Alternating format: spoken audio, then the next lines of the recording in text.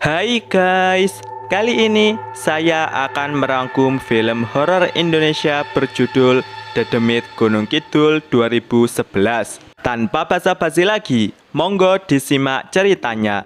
Namun sebelum lanjut, jangan lupa ditekan dulu like, komen, subscribe, serta share video ini sebanyak-banyaknya ya, oke. Scene diawali Rutni yang menyerahkan Jen kepada seorang mafia bernama Mark karena terlilit hutang.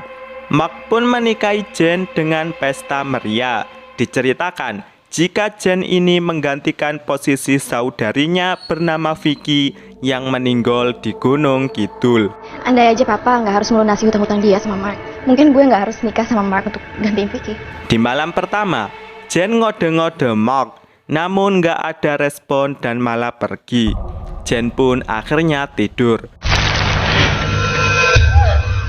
Paginya, Jen renang-renang manja, tiba-tiba ada tangan menyambutnya. Ia mentas dan cerita ke Mark jika masih nggak percaya dengan meninggalnya Vicky. Gue nggak bisa percaya kalau dia tuh jadi korban gunung itu. Hidup lu itu sangat berarti. Jangan pernah lu sia-siakan. Asisten Mark bernama Peter menagih janji setia Mark karena mafia sejati nggak mengenal yang namanya cinta. Pagi hari, Jen dan Mark sarapan. Terlihat ia sangat gopo. Malam hari, Mark naik tangga kaget karena tirai menyembul. Ternyata ada mayat Vicky tergantung. Untung hanya mimpi. Di rumah, Rutni udah nggak berdaya. Bahkan ngomong pun harus ditulis. Semalaman bapak meluk foto non Vicky.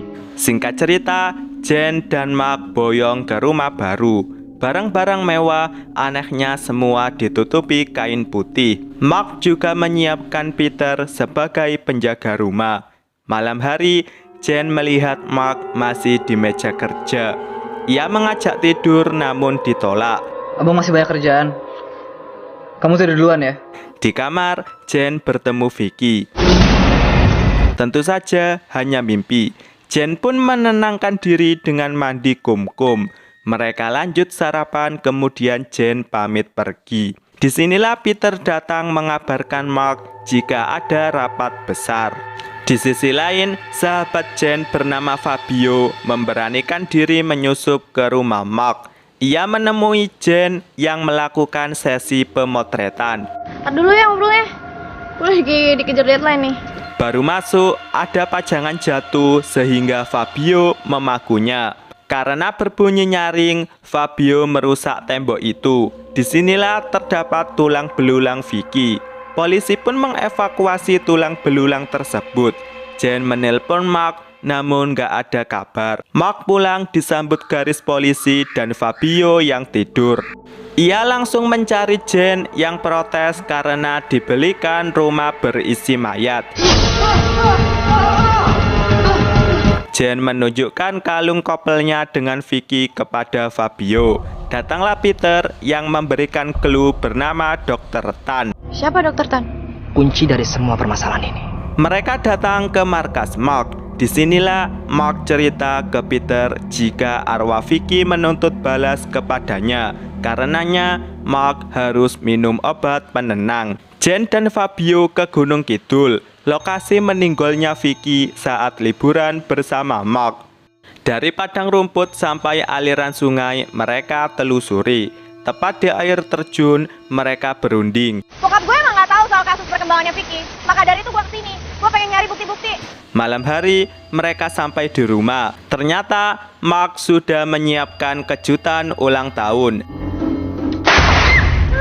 Tiba-tiba Mark nggak kekontrol karena obatnya habis. To the point, Jen menuduh Mark sebagai pembunuh Vicky. Kebetulan arwah Vicky datang. Scene flashback ketika Mark membawa Vicky ke Dr. Tan untuk dioperasi plastik sesuai desain keinginannya. Perban dibuka dan wajah Vicky berubah 180 derajat. Mereka pun langsung liburan ke Gunung Kidul untuk merayakannya. Capek mendaki, mereka istirahat. Singkat cerita, tim SAR menemukan KTP Vicky dan sebuah jenazah. Dengan bukti KTP, tim SAR menyimpulkan itu mayat Vicky, padahal Vicky masih hidup. Di sisi lain, Peter menyusup ke kamar Vicky, menghajarnya, memperkaos, dan mengeksekusi perlahan-lahan. Mayatnya pun disemen di balik tembok. Ngapain lo ngecat tengah malam gini? Peter mendatangi Jen dan mau melakukan hal yang sama. Kegiatan pamungkas dilakukan, namun polisi datang. Kabar baiknya, Peter menyerah. Jen dibebaskan dan Fabio diselamatkan. Semuanya digelandang dengan mobil polisi. Film pun berakhir. Oke, film ini mendapat 3,7 dari IMDb. Untuk rating versi saya kali ini sepakat dengan IMDb. Sampai di sini rangkum film The Demit Gunung Kidul 2011 dan see you next video. I know you told your friend you're not okay, and tell me what's wrong and why you never said you felt that way. And guess you're trying to stay strong and fake a smile until I look away. But I've known you too long, it hurts to watch your blue eyes fade to gray as you fade away, as you fade away.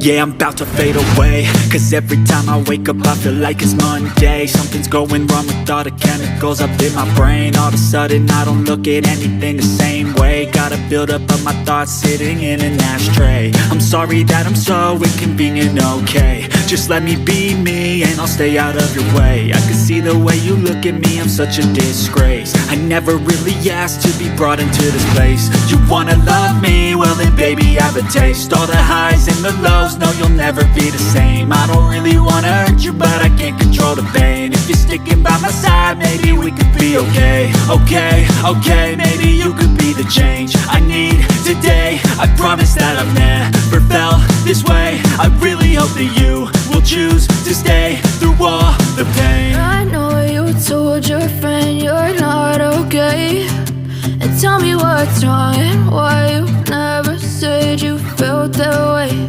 And guess you're trying to stay strong and fake a smile until I look away.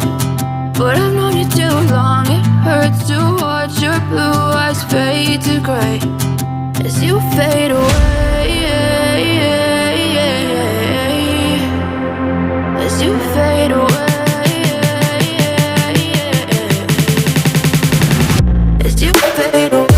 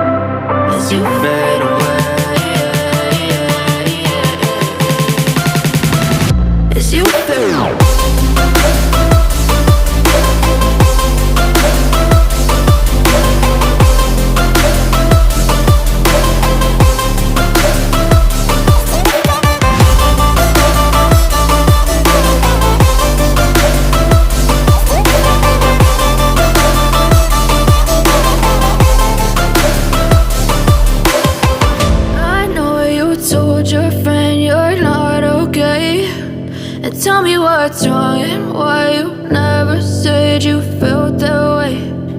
Guess you're trying to stay strong and fake a smile until I look away. But I've known you too long, it hurts to watch your blue eyes fade to gray.